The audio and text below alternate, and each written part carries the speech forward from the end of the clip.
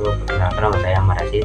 Saya akan mempresentasikan hasil tugas merangkum saya dari 4 video. A. Sel dan mikroskop. Apa itu sel? Sel adalah unit bagian terkecil penyusun makhluk hidup. Teori sel adalah seluruh makhluk hidup tersusun atas sel. Sel adalah unit dasar makhluk hidup. Seluruh sel berasal dari sebelumnya. Nomor 2, penemuan sel. Para ilmuwan yang meneliti tentang sel itu membutuhkan satu alat yang meneliti bagian sel itu. Tanpa alat tersebut, teori tentang sel tidak akan tercipta. Maka teori tentang sel itu tidak tercipta. Mikroskop diciptakan oleh seorang ilmuwan asal Inggris yang bernama Robert Hooke pada tahun 1963. Pada tahun 1674, ada ilmuwan asal Belanda yang bernama Anthony van Leeuwenhoek yang juga menciptakan mikroskop. Nomor 3, mikroskop cahaya dan elektron. Mikroskop cahaya menggunakan cahaya yang merambat melalui lensa untuk menghasilkan bayangan yang diperbesar. Mikroskop cahaya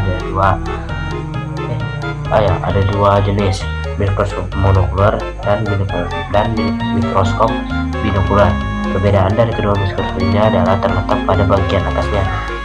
Jumlah lensa okuler pada mikroskop monokular itu hanya satu, sementara pada mikroskop binokular itu ada 2 lensa okuler. Mikroskop elektron menggunakan sinar atau radiasi dari ekstra, mampu memperbesar 1000 memperbesar. Mikroskop elektron bisa memperbesar satu objek menjadi 1 juta kali lebih besar, sehingga bagian-bagian terkecil dari objek itu bisa terdapat penetrasi. 3. Bagian-bagian mikroskop cahaya. Lensa okuler berfungsi untuk memperbesar penampakan objek. Tabung mikroskop penghubung lensa okuler dengan lensa objektif. 3.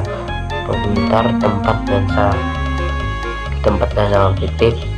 4. Lengan bagian untuk dipegang ketika dipindahkan. Lensa objektif memperbesar objek. Penjepit untuk menjepit preparat.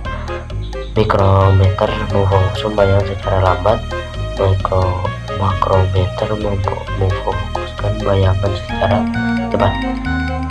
Lampu sumber daya itu sumber daya. Meja objek, tempat meletakkan objek. Dasar mikroskop, menjaga kedudukan mikroskop. Tombol pengatur instan cahaya. Video kedua itu sel hewan dan sel tumbuhan. 1. Struktur sel.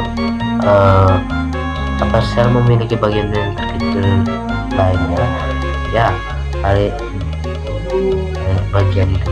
Jika kita mengamati sel di bawah mikroskop, kita akan mendapati bagian-bagian dari sel yang terdiri dari berbagai macam organ yang berbeda-beda. Sel disebut organel.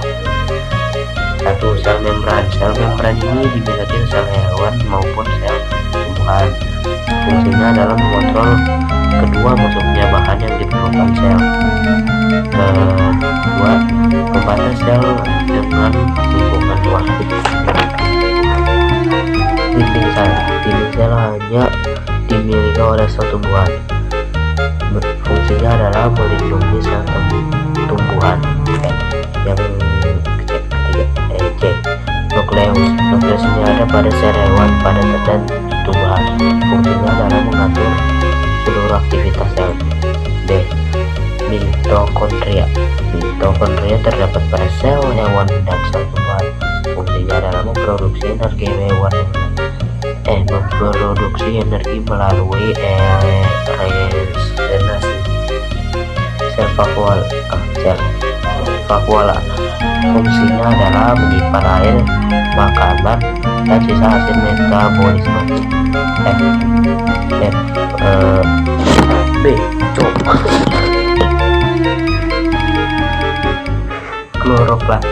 Kloroplas hanya terdapat pada sel tumbuhan. Fungsinya berperan dalam fotosintesis karena mengandung klorofil. Yang ketiga adalah spesialisasi sel. Spesialisasi atau multiselular uniselular organisasi bersel 1 multiselular. Satu adalah organisme seluler bersel banyak memiliki peran, fungsi, dan spesies yang berbeda. 2. Spesialisasi pada sel tumbuhan. 1. Sel akar rambut. Fungsinya adalah untuk mengikat penyerapan air karena area permukaan akar membesar. 1. Stomata. Stomata. Fungsinya adalah mengambil gas oksigen dan melepaskan oksigen. 2. Spesialisasi pada sel hewan. 1. Sel darah merah berbentuk pipi menghilangkan nukleus. Fungsinya adalah untuk mengikat oksigen. 2. Sel saraf. Fungsinya adalah menyampaikan informasi dari indera ke otak dan dari otak ke otak kelenjar. 3. Sel otak memiliki banyak nukleus dan mitokondria. Fungsinya adalah sebagai alat gerak. Sampai sini aja presentasi dari saya. Wassalamualaikum warahmatullahi wabarakatuh.